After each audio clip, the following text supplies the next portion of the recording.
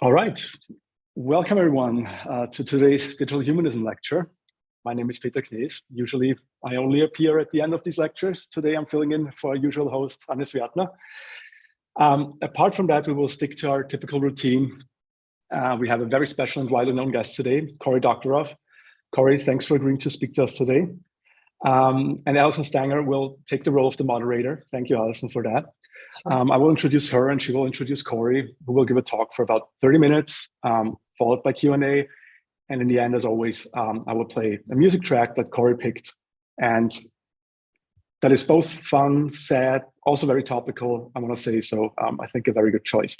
But we come to that at the very end. So right now I hand over to Allison. Allison is a professor of international politics and economics at Middlebury College, research affiliate at Stanford, external professor and science board member at Santa Fe Institute, senior advisor to the Hannah Arendt Humanities Network.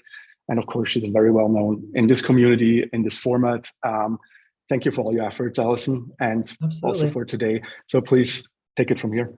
Yes, well, it's my great honor and pleasure to introduce our speaker today, Cory Doctorow, who is something of a legend in his own time in the English-speaking world. Doctorow is a prolific writer, blogger, journalist, and science fiction author with seemingly limitless imagination.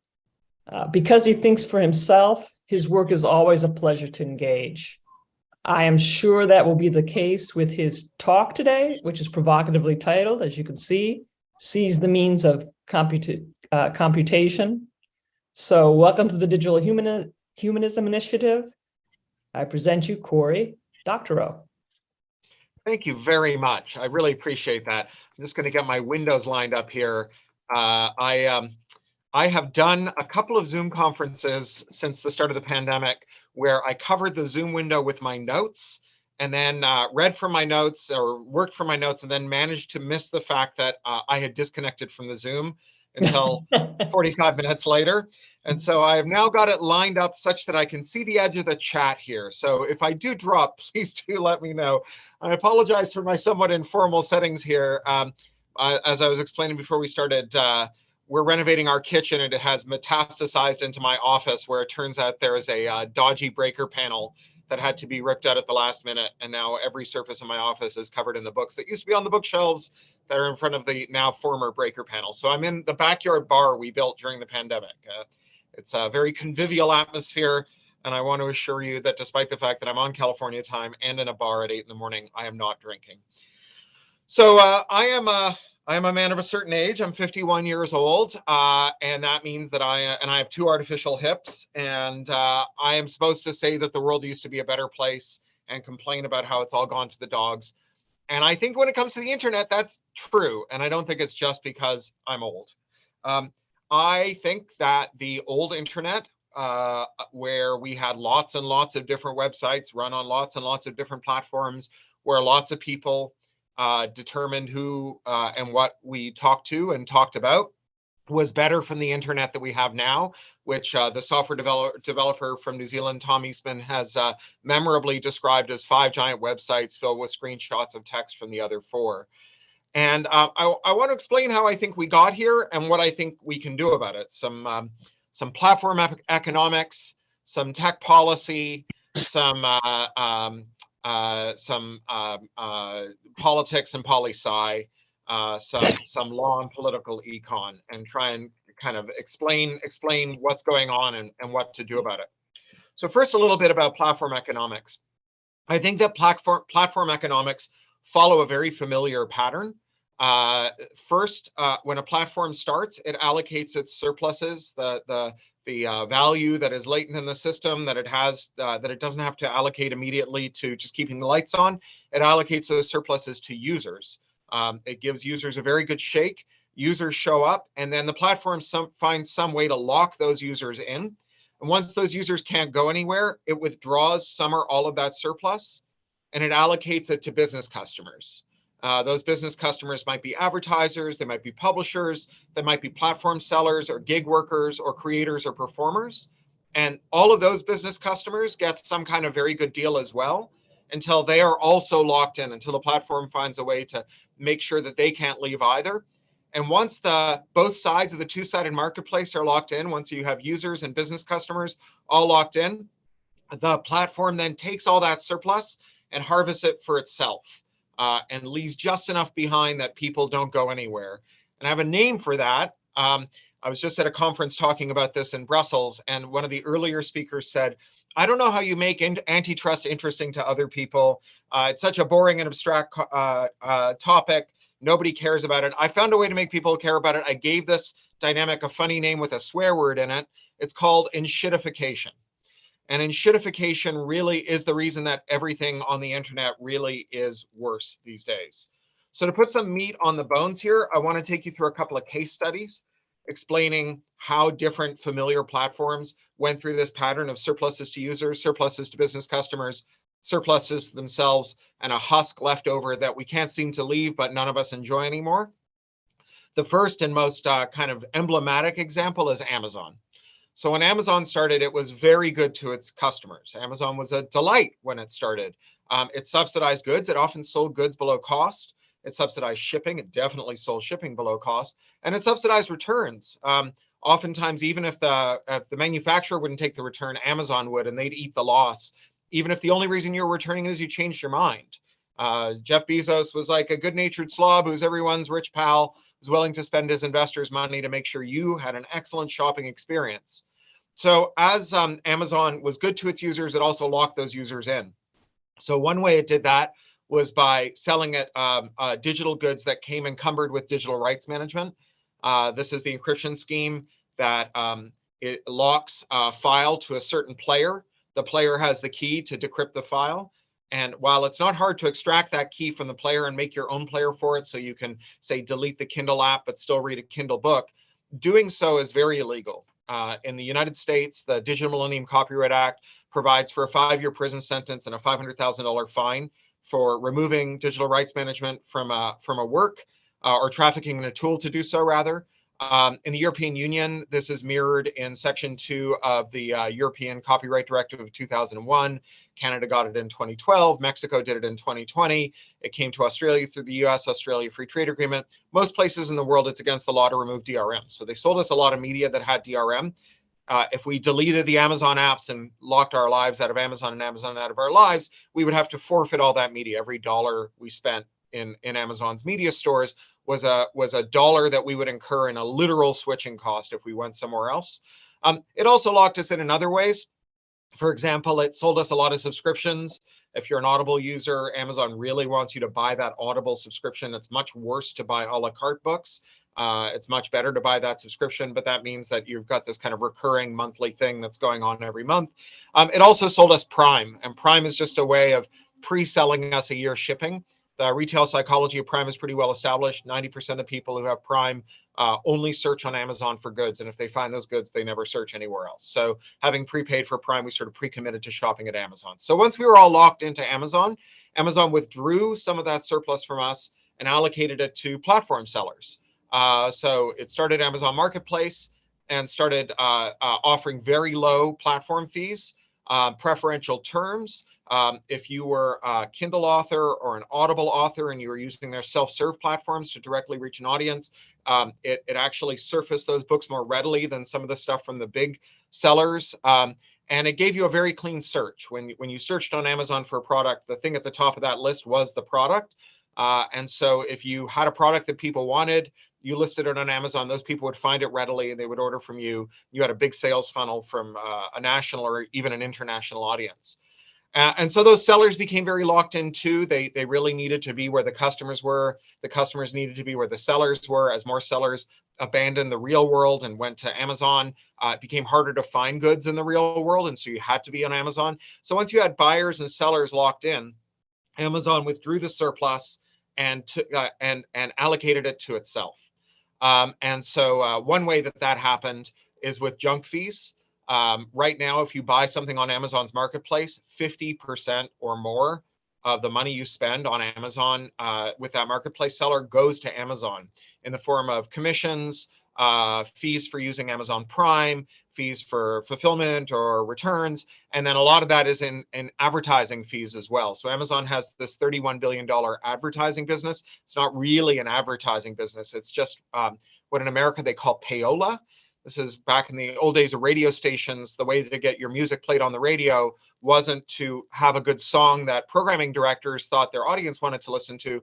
It was by bribing the program directors. They call that payola. If you want your search result, your product to come up at the top of a search for that product, even a very specific search for that product's model name, you have to bid against other people who want different products to match that query. Right now, if you search Amazon for common classes of goods, like a cat bed, the first screen is entirely ads. The next 5 screens are 50% ads.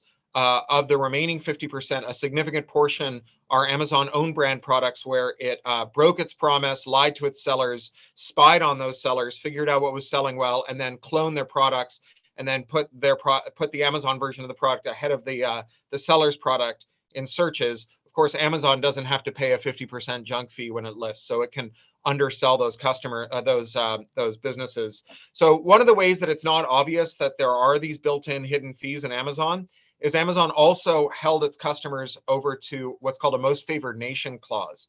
So if you sell on Amazon, you can't allow your products to be sold at a higher price anywhere else. If you allow those products to be sold at a higher price anywhere else, Amazon delists you. And so this means that although sellers have had to significantly increase their prices in order to turn a profit on Amazon, very few businesses have 50% margins they can throw away on junk fees and still earn $1. You don't know it because those prices have gone up everywhere else as well. The prices at Walmart or Target or your local mom and pop shop or direct from the manufacturer all went up because these most favored nation status deals that are non-negotiable, they're just integrated into it. Amazon also took those platform sellers who were creative workers who went through the Kindle store and the Audible store, and it started to squeeze them. It changed the royalty rates, but it also, very importantly in the case of Audible, just engaged in naked wage theft. If you follow a hashtag called AudibleGate, a bunch of Audible creators, including a woman who's a forensic accountant who retired to write crime thrillers about forensic accountancies, discovered that Amazon was stealing from them. They put the total wage theft at about $100 million, where Amazon just disguised the fact that they were clawing back royalties, didn't pay the royalties as scheduled, and so on. And then the products got worse. So we as customers were paying more.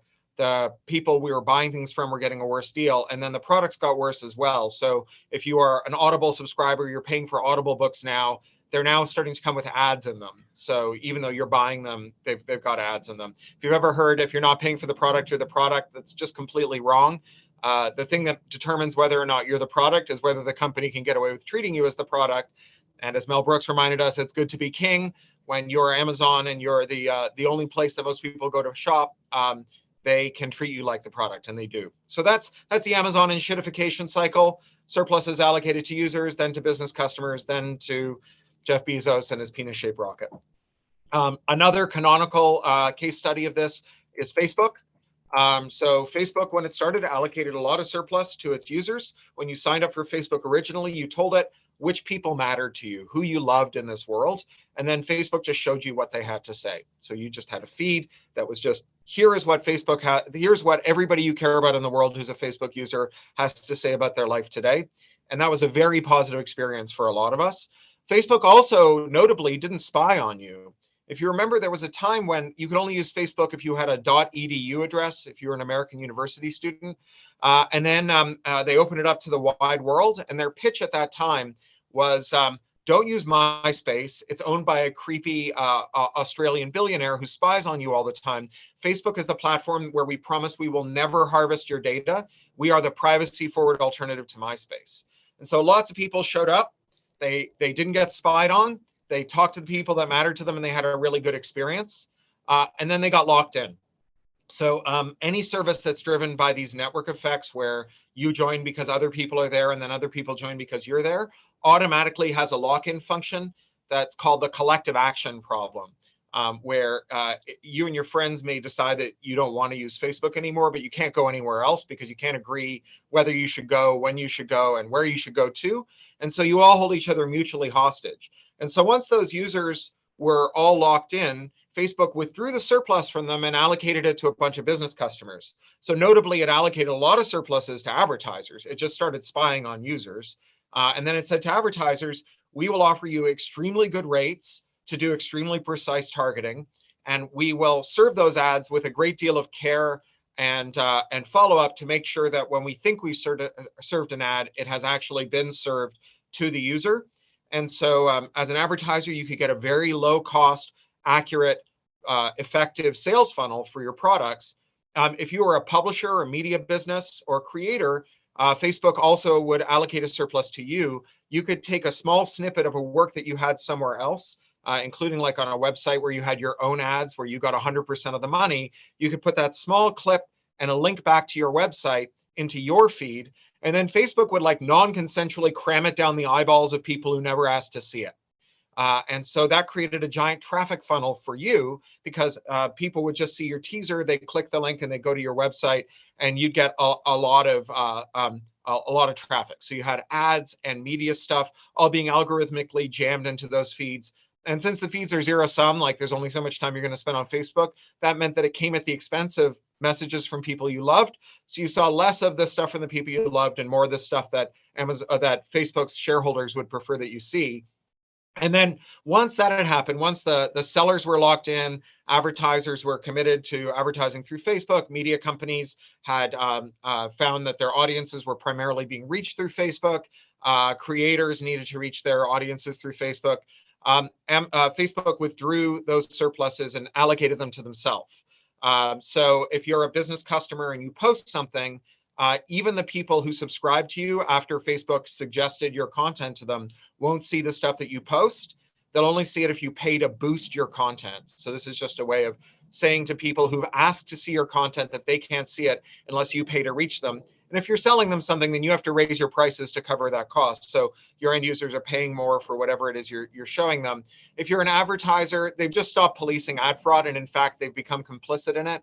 If you look at the Texas Attorney General's case against Facebook and Google, they've revealed a whole bunch of shenanigans, most notably a thing called Jedi Blue, where Facebook and Google illegally colluded to rig the ad market so they get more money from advertisers, give less money to publishers, put more money in their own pockets. They also just serve a lot of ads that no one ever sees. Between 20 and 40% of all the ads that you buy on Facebook never get seen by anyone. They're like loaded up as an invisible click in an app that's using Facebook for ad monetization, never actually arrives. But you get charged as the advertiser for this phantom click or this phantom view. Also, if you're a media company and you only include an excerpt, they won't show your content to anyone. If you put a link to your own website, they'll suppress it. You have to just put all your content on Facebook so the user never leaves Facebook, which means that your users get your content through Facebook, which means that you have to stay on Facebook because that's where your readers are. And there were other forms of fraud where Facebook harvested surplus for itself and took it away from its business customers. One of the most notorious ones was the pivot to video, where Facebook lied to its media companies and said, actually, Facebook users have stopped clicking on or looking at text posts, but they really love video posts. You should go and borrow a bunch of money or raise money in the capital markets to pivot to video and just produce video instead of text. It wasn't true. It was just a lie. But Facebook wanted to compete with YouTube, but they didn't want to pay to produce a lot of video. So they thought that if they defrauded their business customers, those business customers would spend billions of dollars producing video. And then, if they built it, we would come and we would start watching video on Facebook and stop watching it on YouTube. That never happened. Those media companies crashed and burned. It was a huge extinction event for business customers, for those media companies. So the point of enshittification, as I said before, is to create this equilibrium where almost all the surplus has been withdrawn from users and from business customers, but just enough remains that none of us can afford to leave. And this is a very, very brittle equilibrium. It's a hard one to maintain. All it takes is one small shock to knock it out. A privacy scandal, a whistleblower complaint, a really big platform abuse, a mass shooting that's live streamed or whatever. And suddenly people reconsider whether they want to stay on there. And the platforms can end up going from kind of really powerful circling the drain very quickly. And you see this with Facebook now, where Mark Zuckerberg is so desperate that he's decreed that we are all going to spend the rest of our lives as legless, sexless, heavily surveilled, low-resolution cartoon characters in a virtual reality scenario named after a literal dystopian science fiction novel. Now, it's okay that the platforms collapse. We don't need to have platforms last forever. We don't need to have permanent dominance by one actor. The focus of intermediary regulation of the rules that we apply to platforms shouldn't be making sure that they are perfected or prolonged, that this crepuscular senescence just goes on as long as possible, but the platform operators, the sort of terrible man babies who run them, are prevented from enacting harm against us. What we should really be focusing on is making sure that when they do kind of crawl up their own butts and die, that we give a soft landing to those platform users, business customers and end users alike, that the enshittification cycle is something that we insulate the general public from. And I want to propose two ways of doing this. The first one's a very old principle out of network regulation and design. It's actually the original fight we had over the internet, and it's the end-to-end principle. So before we had the internet and packet switch networks, our network architectures were highly centralized and controlled. Think of a telecoms operator, Deutsche Telekom, Ma Bell, Bell Canada, where I grew up, and that carrier controlled the entire network and harvested all the value out of the network. So if you were someone who had a great idea for something like caller ID, you couldn't just implement caller ID and say to your friends, here, you install this software on your endpoint, and when you call my terminal, I'll see that it's you and I'll answer the phone right away instead of letting the machine pick it up. You had to wait for the carrier, the operator, to install that feature at the central office. And when they did, they would charge you money for it. So you might remember it used to cost like $1.99 or $2.99 to get caller ID. You know, if you imagine that being applied to, say, email, that would be like a webmail service where before you open the message, you couldn't see the to line. Like when you were looking at the list of your inbox, it wouldn't tell you who the message was from. You had to open the message to read it. And if you wanted to know before you open the message who it was from, you'd have to pay an extra $1.99 a month. You can see why carriers like this, but it's not a thing that anyone else liked. And the idea of the internet, the idea of packet switch networks, the overwhelming ethic was to move control to the perimeter of the network, to the edges, and to mandate that the carriers deliver all packets from willing senders to willing recipients. So that if you at the one end of the network and me at the other end of the network decided that we wanted to consensually use a service together using some protocol, using some software, using some client and server technology at either end, the job of the carrier would be to just take whatever packets one end created and deliver it to the other end that wanted to receive it. Not to even know what those packets were, not to interfere with those packets, just to do what you wanted, to do what the users wanted from the service, to deliver those packets.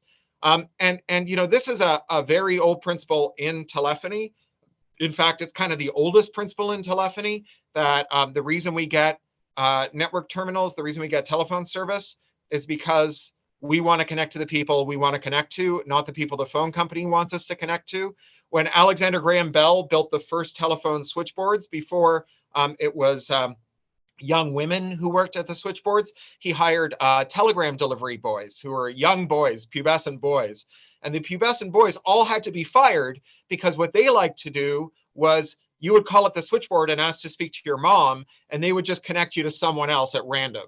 And for like very obvious reasons, the people who owned telephones and were paying for telephone service didn't like this, right? They wanted to be connected to the people they asked to hear from, not the people the telephone company decided they should be speaking to. And so Alexander Graham Bell had to fire all those people. So this is the end-to-end principle, right? Willing senders, willing receivers should talk to each other. And today, end-to-end is basically dead at the service level. The fact that you subscribe to a feed doesn't mean you'll see anything from that feed. And so I want to propose that one remedy to enshittification that policymakers can make as a regulation, as a law, as an antitrust remedy, as an engineering professional code, as a principle that we use to criticize services that are operating badly, as a ranking criteria for league tables generated by civil society groups or journalists, is this end-to-end at the service level. And here's how that would work. If I subscribe to your feed, when you post to your feed, I see it in my feed. If I search for your goods and the merchant has your goods, the best match is at the top of the list.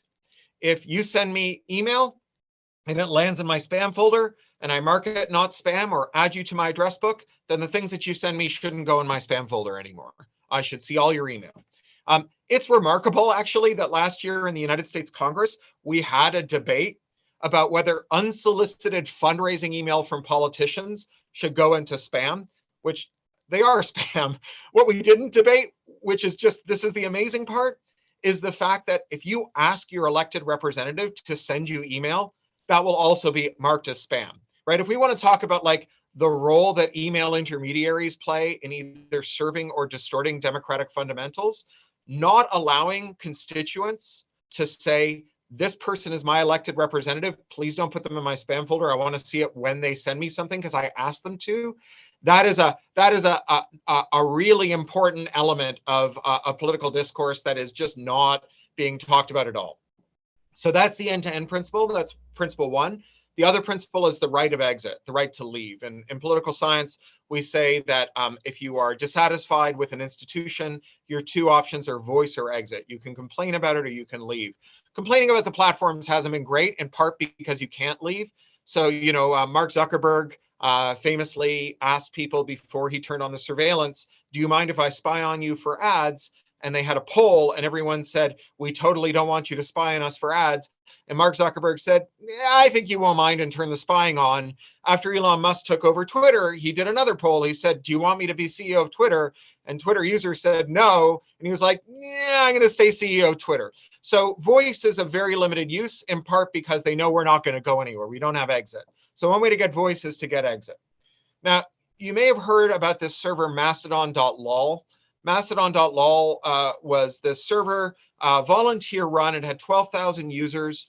And the guy who ran it got really tired of this vicious debate his users were having about J.K. Rowling's politics and the new Harry Potter video game. And so he said, you know what? Hell with you guys. I'm shutting off my server. This is, I did this to be fun and to provide a service to the community. Community doesn't like it. I'm turning off the server. You can all go to hell.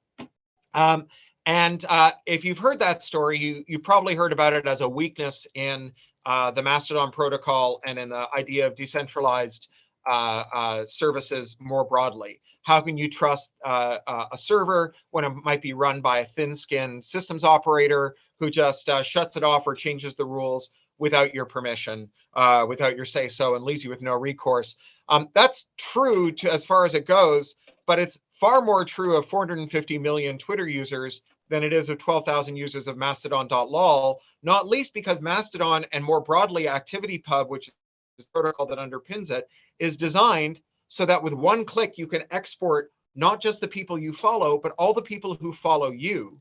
And then you can go to any other server in the Fediverse, create an account, upload that file, and as soon as that file is uploaded, everyone who is following you on the previous server starts following you on the new server, and you have a new home.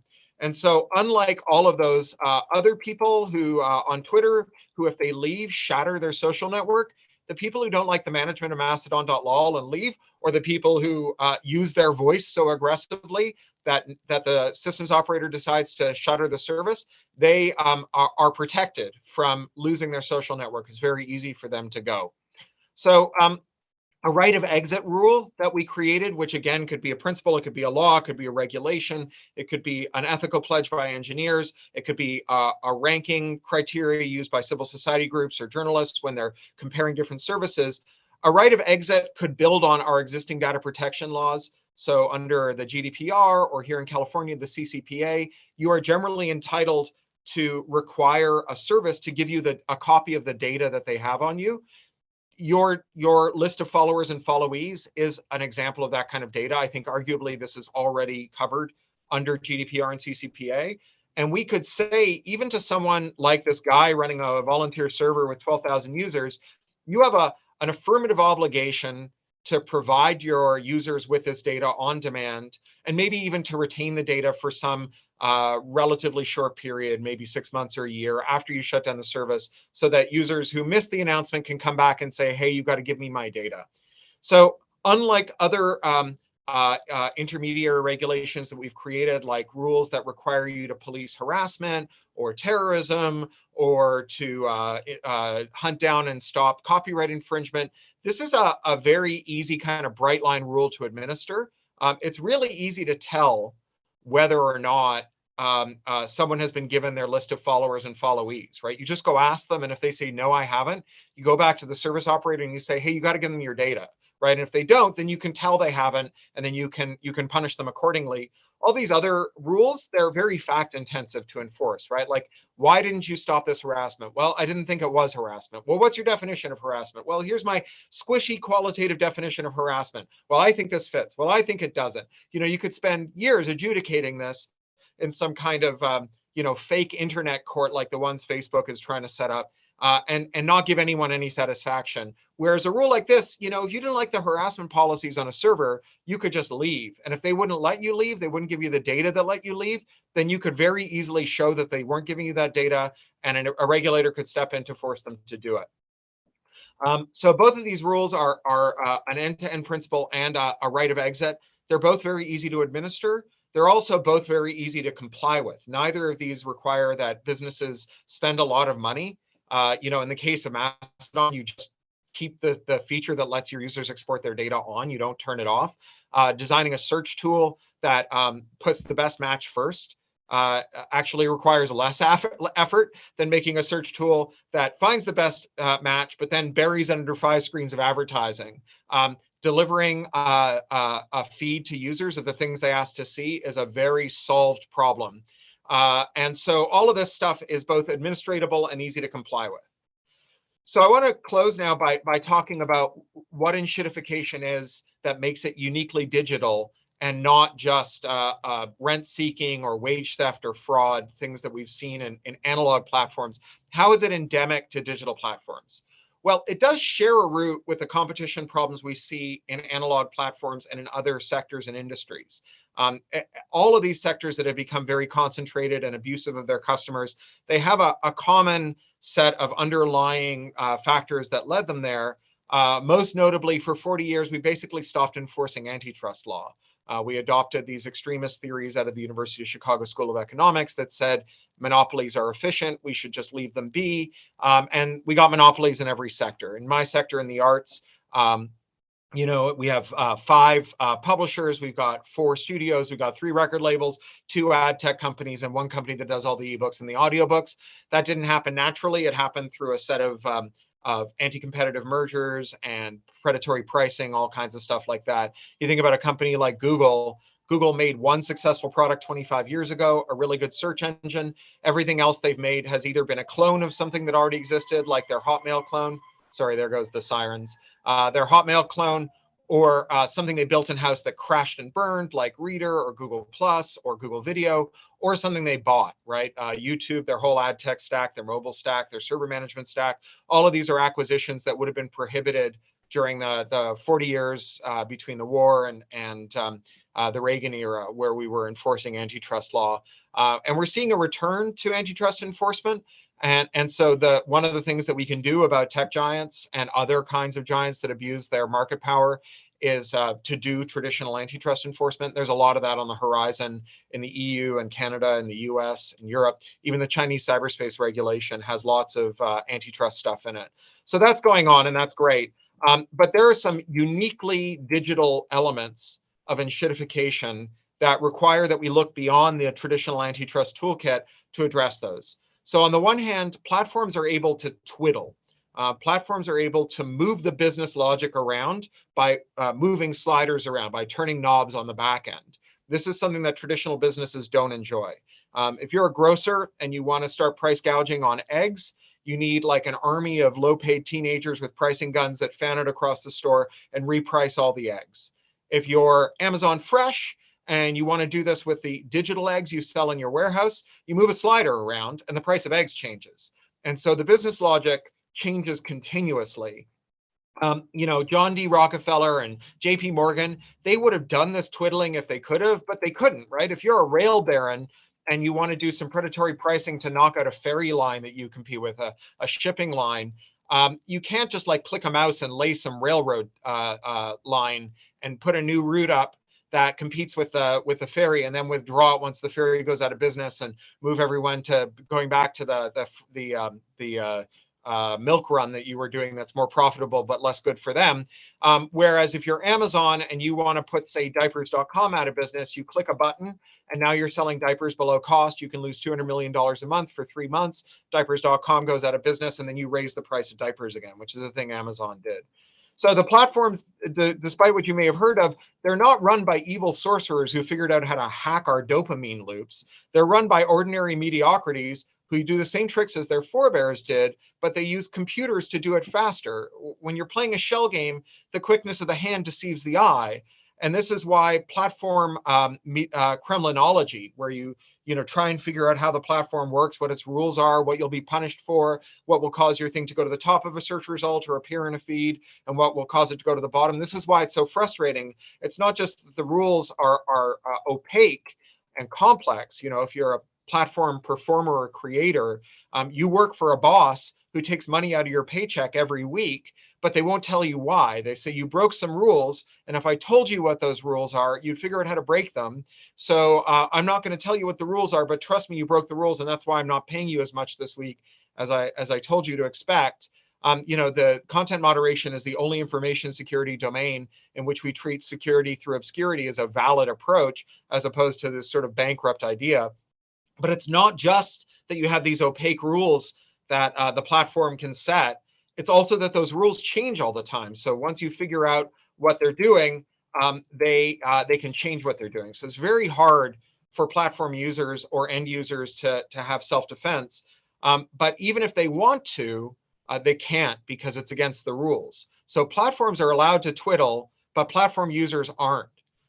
Historically, one of the things that acted as a check on the worst impulses of tech entrepreneurs and platform owners was the fact that we have interoperability, that it's very easy to modify a service, that the only kind of computer we know how to make is the Turing-complete universal von Neumann machine. It can run all the software we know how to write. And that means that, if there's a website that's serving obnoxious ads, you can modify your browser to hide those ads. Ad blocking is the largest consumer boycott in the history of the world. You can remove DRM, you can jailbreak devices, you can install alternative app stores. All of this is stuff that's open to users. It's kind of the user's twiddle.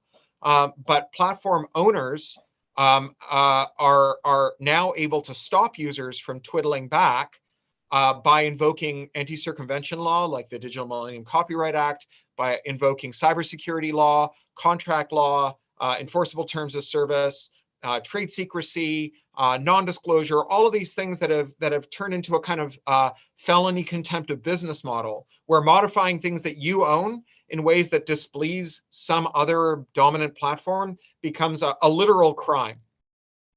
So to get the internet back, we need to de-inshitify it. We need to seize the means of computation. We need to abandon the counsel of despair that says the evil sorcerers hacked our dopamine loops and we can never use the internet well again. We need to engage with the material technical forces that drive enshittification and throw them into reverse.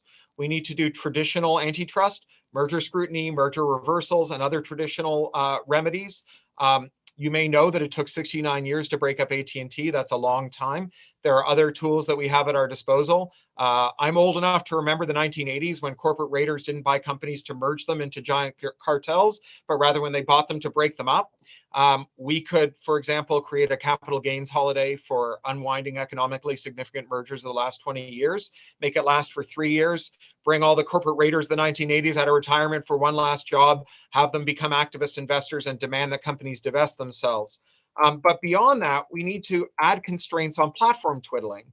We need to create privacy laws, minimum wage laws for gig workers and creative workers, and other fairness-based rules that say that you're not allowed to touch the knobs if you run the platform, or there are limits on the things that you're allowed to touch. And we need to reinvigorate user-side twiddling. We need to mandate interoperability so that you can plug new services in and make it easy to leave one service and go somewhere else. We need to legalize circumvention and reverse engineering, all the tools that the platforms that dominate today use to become dominant, which they've now argued that no one else should be able to use on them. The point is that if we live in a world where our platforms are constrained both by regulation and by competition, where they're allowed to add as many knobs and sliders as they want on the back end and twiddle them with every hour that God sends, and if we're legally prohibited from twiddling back, then we are definitely all going to get twiddled to death. So that's it. Thank you very much. Thank you. Bravo. That was a tour de force. We've Thank got a you. lot of activity in the chat and a lot I'm of looking interest. at it. Yeah, and some hands already. So quick question for you. I'll use my moderator as imperative. I was teaching a course yesterday and wanted to demonstrate to students what sort of data these companies were collecting on them. So I had them gather their data on Facebook and Instagram. They were shocked. Can you just explain to everybody why that isn't enough to allow the user to leave the platform? Well, you could take because your data with taking you? your data yeah, if you take your data elsewhere, and you but you can't continue to connect to the people that you were connected to before, Right. then you haven't then you have to incur a very high cost to leave, right? If you can think of there being like an equilibrium where the worse a platform, the worse your life will be if you leave the platform, the worse the platform can treat you before you leave. And so one of the ways that we can discipline platforms and make them treat us better is by making it easy to leave. And just taking your data doesn't make it easy to leave. You know, if you depend on a platform for, you know, coordinating with your kids' Little League team, or talking to other people who share the same rare disease as you, or being part of a group of expatriates or part of a diaspora, and you can take your data with you, you're still deprived of those benefits. Those benefits don't belong to the platform. They belong to the platform users. You know, Facebook isn't the thing that makes people who have a rare disease give each other comfort and succor and good practical advice. It's the people with the rare disease that do it. Facebook usurps that when it imposes technical limitations on their ability to go somewhere else, and then treats them worse. That's a great answer. Moshe, you're muted. Oh, now it's a Zoom conference. Someone's spoken while muted. Hey, good to see you, Cory. I'm muted. Hi, Moshe. Now we hear you. Now we hear you. Hey. Yeah. No, I'm in Europe, but I'm happy I'm able to join. But I think I'm always happy to hear the platform, the tech companies being criticized. But I think there's another factor in shitification. I need to learn how to pronounce it quickly, like you, which is scaling. And so I'm old enough, older than you, and I remember Usenet. And Usenet was Unix to Unix network. So it was really one of the first social networks, okay? I don't know exactly the history, and there was the well. But I remember when the internet went commercial in 1995, and this was before even we had this company did not exist yet. But suddenly, what used to be an academic audience become everybody is on Usenet. So on conf.theory used to have really serious conversation about theoretical computer science. And now it became a sophomore student posting his question from the algorithm course, hoping to get an answer. So I think there is something about scaling, human scaling. It's kind of, to me, an irony, because computer science is about scaling, but we have not mastered human scaling. And this is one thing that the way the companies hold us is there's somehow the way they control scaling, but in a way that we have no knobs to turn, and they have all the knobs. You know, it used to be, for example, on Facebook, you can go, instead of feeding just the algorithm, you can click on see recent, just give me just let me go through all the gunk, but in a recent. They've eliminated that now. We are no longer able to look at items as they show up just chronologically. But scaling, I think, is another factor that we need to think about, human scaling. I mean, I think that you're right that there are distinct platform design questions that enable or inhibit. Oh, and by the way, I posted a link to an article about interoperability in the history of Usenet in there that I wrote. That platforms can enable or can exacerbate. I don't think that the platform being closed makes this better. So I think that actually federation is a good way to manage this, because if you have some house rules, so I'll post a link to something else in there too. Let me just grab this link here. I wrote a little user manual for a hypothetical interoperable Facebook in there that tries to address this. You know, we had a client at EFF who started a Facebook group for breast cancer previvors. These are women who have the gene for that makes them likely to get breast cancer. And so, of course, because this is genetic, they are also all women who have mothers, sisters, daughters, aunts, cousins who are dealing with breast cancer or who have died from it. And their community matters a lot to them. And it's very important, and they find it very hard to leave Facebook as a result, even though they discovered all kinds of problems with Facebook. One of the founders discovered that you could enumerate the full membership of any Facebook group, even if you weren't a member of it, which obviously, if you're dealing in sensitive medical information like your genetic propensity for breast cancer, this is a very bad problem.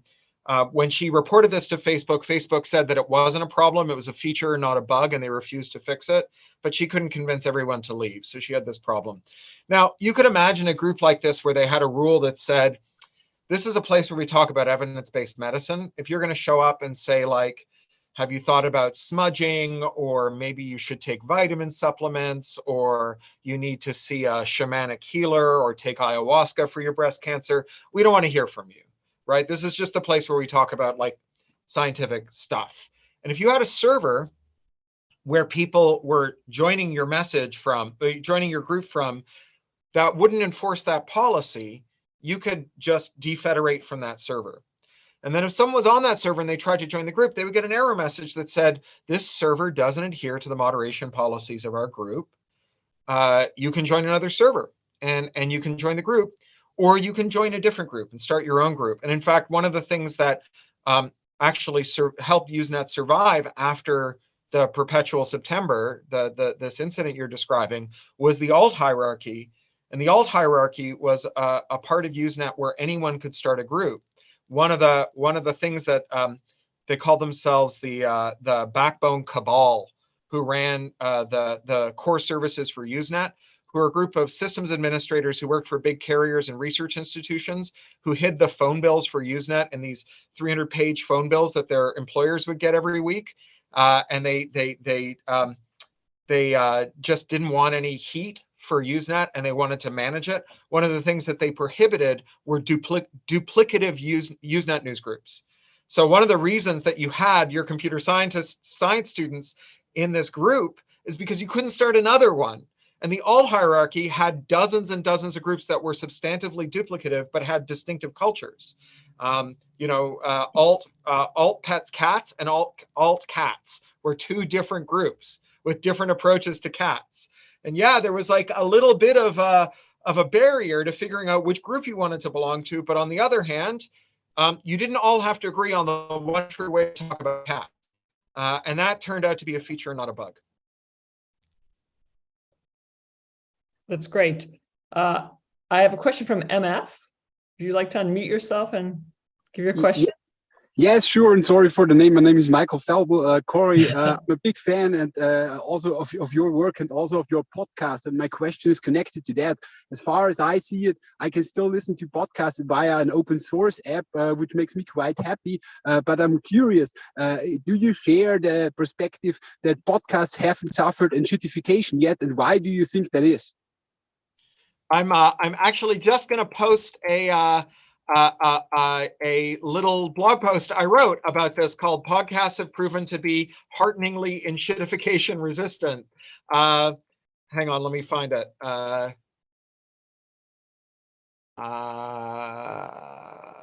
on, there it is. Spotify decided that it was going to try to do enclosure for podcasts.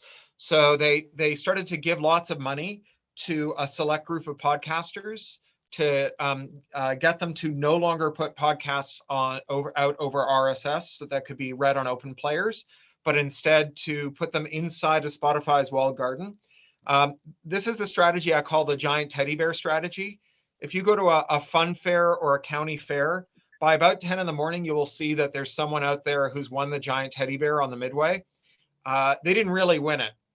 Some Midway games are rigged and they have what's called a scissor basket where the carny who operates it can pull a lever and knock the ball out when it goes in the peach basket.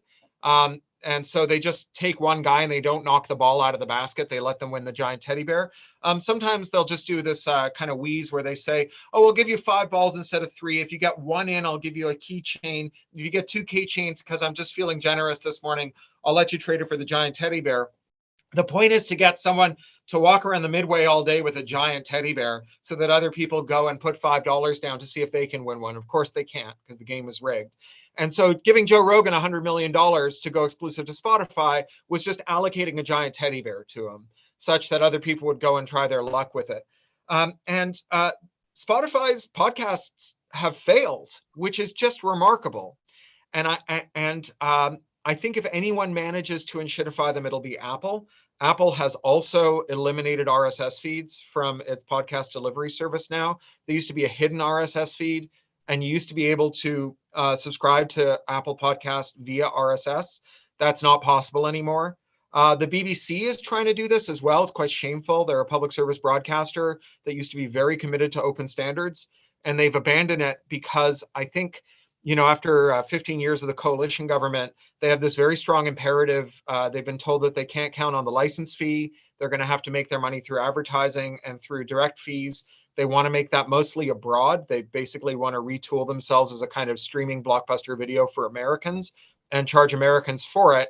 And one of the things about moving podcasts inside an app is you can do things like disable ad skipping. So again, this is a way to harvest a surplus from the user and allocate it to a business customer. If you can promise an advertiser that the user can't skip the ad, you can charge more for the ad.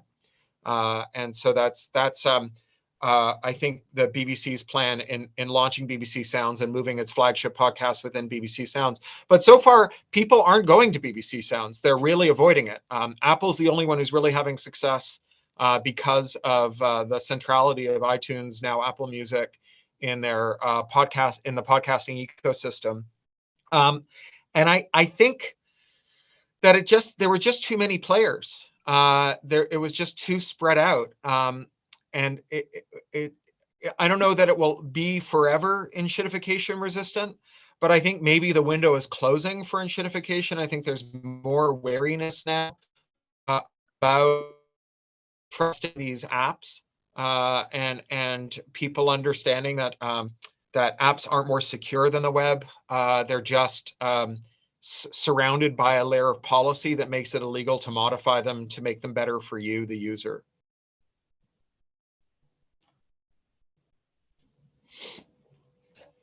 We're running out of time, and there's a lot of great questions in the chat. Does anybody want to ask their own question, or should I try to? Why don't I just consolidate them and see if I can ask them quickly? There are questions that ask about the ad-driven business model, whether eliminating that is the source of the problem. Maybe you could compare and contrast that with enshittification. And another question is new legislation necessary, or can we do this with legislation that's just not being applied?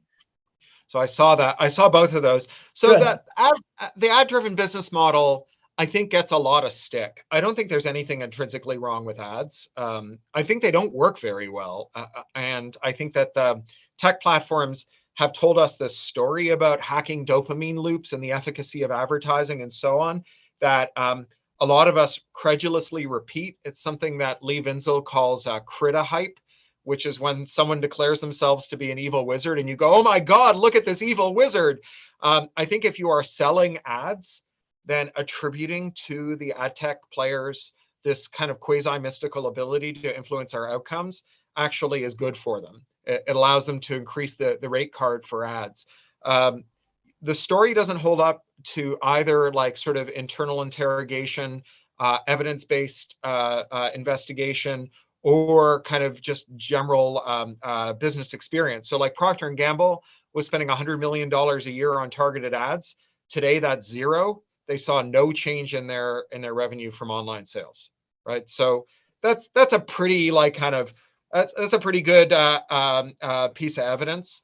The evidence for the persuasive power of advertising is very thin.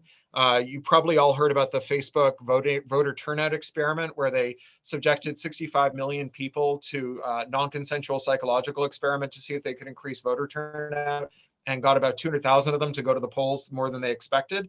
That's a 0.4% effect size. This is not a big effect size.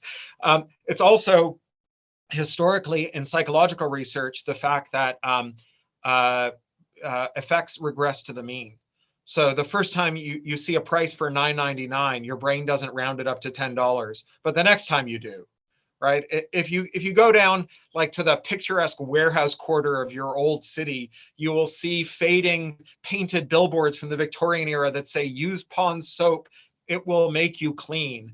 And apparently that used to work, right? We've become inured to those messages, such that today's soap ad is like, Axe body spray will make you a love god, because it will make you clean doesn't sell soap anymore. So, the fact that they got a 0.4% effect size could be evidence that the next time they're gonna get a 0.6 and then a 0.8. But I think that there's some pretty good reason to suspect that it means that they're gonna get a 0.3 and then a 0.2, and then the effect size will disappear altogether, as has been historically the case. Remember, everyone who ever claimed to have built a mind control ray was either lying to themselves or everyone else, or both. That's true whether we're talking about like Rasputin or MK Ultra or pickup artists or people who believe in neurolinguistic programming. Extraordinary claims require extraordinary evidence. The only thing extraordinary about the evidence for mind control is that it's extraordinarily thin. We had advertising for a very long time, and we had it without surveillance. Right? The surveillance doesn't have to come with the ads. Like no one came down off a mount with 2 stone tablets and said, Larry, Sergey, stop rotating your log files and start mining them for market intelligence, right? You could easily imagine Google running targeting ads to keywords. That's how Google started its business, instead of targeting ads to behavioral data. And when we do head-to-head comparisons between content-based advertising and behavioral-based advertising, you see a sub 5% difference, and then that is entirely eaten up by the cost of gathering behavioral data, which is a very expensive endeavor. So I think that it's a mistake to think that the problem here is ads. I think the problem here is monopoly. As to whether you need new regulation, yeah, we do, but it needs to be administratable regulation that doesn't create capital moats. If you make a rule that says you have to be as big as Facebook to operate a service, then Facebook will be the only service we get. That it will not tame Facebook. It will make Facebook into the permanent god emperor of the internet. This is why Mark Zuckerberg is among the loudest voices calling for reform of Section 280 of the Communications Decency Act, because Facebook already has an army of moderators. Facebook spends more money on moderators every year than Twitter was bringing in every year in total before Musk took it over, right? And so if you say, oh, we have to moderate everything, well, no one's going to be able to do that, but Facebook will be able to do more of it than anyone else, which will mean that everyone else will go out of business. And so I think that is that's the danger of just saying something must be done there, I did something. We need to do things that are targeted. And so that's why I talked about end-to-end right of exit, to reduce their ability to twiddle, to increase our ability to twiddle. We could create interoperators defenses in law, where if you violated a patent or a copyright or engaged in tortious interference or violated terms of service, you could offer a defense that you were adding interoperability in service of a public goal, reducing fraud, giving users more control over their experience, and so on, and that you did so without violating any other law, like a privacy law or a law protecting users from fraud. And that would allow you to very quickly in early motions dispense with any claim against you. Yeah. Cory, thanks so much. You were dazzling as always, especially with the liquor behind you. It's even better effect. Well, I don't know if you can see my breath fogging. It is very unseasonably cold here in Southern California, so I appreciate it. I'm going to go inside and get in a hot bath. No, I well, saw you. great. Well, we're going All to right. turn it over now to Peter and your music. So All right. thanks Yes, for- I'll stay thanks for so the much for music. joining It's a us. good one. Yeah. Peter, are you Indeed, a there? really, there yeah, I'm great. there. It's indeed a really good track. Thanks, Allison, and for handing back to me. And yeah, Cory picked the track "Red" by Penelope Scott, an American musician slash singer-songwriter. And apparently, the song was a viral hit and also made it to the Billboard charts. I didn't know it, but I really like it. Thanks, Cory, for showing this to me and to everybody. Now, let me just share the screen, and so I can play this in a second. That should work now. Okay. So before I play it, wait a second. Is this Windows wrong now? So before I play it, let me just remind you about our next talk, and that is on Thursday. So this Thursday, actually, only 47 hours away, we will have a talk by Gary Marcus, psychologist, AI entrepreneur, critical commentator on AI developments. As I already mentioned the last time, I just reused basically the announcement from last time. And most recently, he criticized or talks about ChatGPT a lot, and he will give us his latest take on that. And Helga Novotny will be the moderator, and Erich Payne will be your master of ceremonies, so he'll take over this role that I have today. So I think that's it from my side. Thanks to Cory. Thanks also to Allison for both of you having done a wonderful job. Thanks to all of you for joining, and see you next time. I come from scientists and atheists and white men who kill God. They make technology high quality, complex, physiological experiments and sacrilege in the name of public good. They taught me everything, just like a daddy should. And you were beautiful and vulnerable and power and success. Goddamn, I fell for you. Your flamethrowers, your tunnels, and your tech. I studied code because I wanted to do something great like you. And the real tragedy is half of it was true. But we've been fucking mean. We're elitist. We're as flawed as any church. And this faux rad West Coast dogma has a higher fucking net worth. I bit the apple cause I trusted you. It tastes like Thomas Malthus. Your proposal is immodest and insane. And I hope someday Selmer's rides her fucking train. I loved you, I loved you, I loved you, it's true. I wanted to be you and do what you do. I lived here, I loved here, I thought it was true. I feel so stupid and so used. I feel so used. I was your baby, your firstborn, the hot girl in your comp sci class. And I was Darwin's prep school dream, bred, born, and raised to kick your ass. I fell for circuit boards, rocket ships, pictures of the stars. If you could only be what you pretend you are. When I said take me to the moon, I never meant take me alone. I thought if mankind toured the sky, it meant that all of us could go. But I don't want to see the stars if they're just one more piece of land for us to colonize, for us to turn to sand. Cause we're so fucking mean, we're so elitist, we're as fucked as any church. And this bullshit West Coast dogma has a higher fucking net worth. I bit the apple cause I loved you. And why would you lie? And then I realized you're just as naive as I am. Oh, you're so traumatized, it makes me want to cry. You dumb bitch, I loved you, I loved you, I loved you, it's true. I wanted to be you and do what you do. I lived here, I loved here, I bought it, it's true. I'm so embarrassed, I feel abused. Well, I don't want to eat the rich, I'd have to eat my heroes first. And my tuition's paid by blood, I might deserve your fate or worse. But I don't need your goddamn money, I don't need jack shit from you. So when I speak, you bet your life my words are true. Let me level with you, man, as someone guilty of the game. I took the help, I took the cash, I would have taken your last name. So if any girl on earth should get to make a call about this, it should be me. And as I see it, you're a dick. So fuck your tunnels, fuck your cars, fuck your rockets, fuck your cars again. You promised you'd be Tesla, but you're just another Edison. Cause Tesla broke a patent, all you ever broke were hearts. I can't believe you tore humanity apart with the very same machines that could have been our brand new start. And the worst part is I loved you, I loved you, I loved you, it's true. And sometimes I feel like I still fucking do. I lived here, I loved here, I bought it, it's true. I'm so embarrassed, I feel abused. I feel so used. I feel so used. Take me to the moon, 'cause I feel so used. I feel so used.